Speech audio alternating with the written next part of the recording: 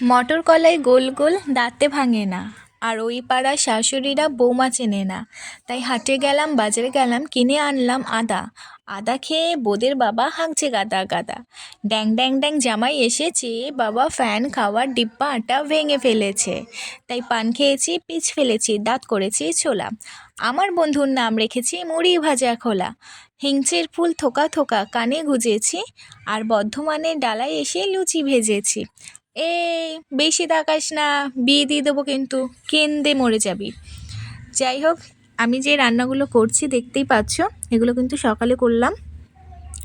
পেঁয়াজ, রসুন আর শুকনো লঙ্কা ফোড়ন দিয়ে চিংড়ি মাছ আলু দিয়ে পালং শাক, আর ফুলকপি আলু ক্যাপসিকাম টমেটো গাজর দিয়ে নিরামিষ তরকারি করেছি, ভাত করেছি, ডিম সেদ্ধ করেছি, আর রুটি করেছি। এগুলো আমি সকালে করেছি।